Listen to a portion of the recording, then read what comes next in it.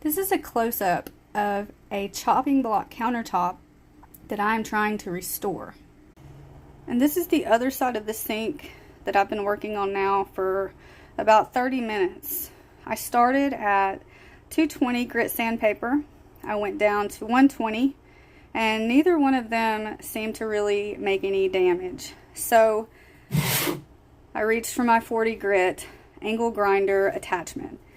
Sadly though, I cannot find the tool to change my angle grinder attachment. So woodworkers, I'm sure that you'll love this.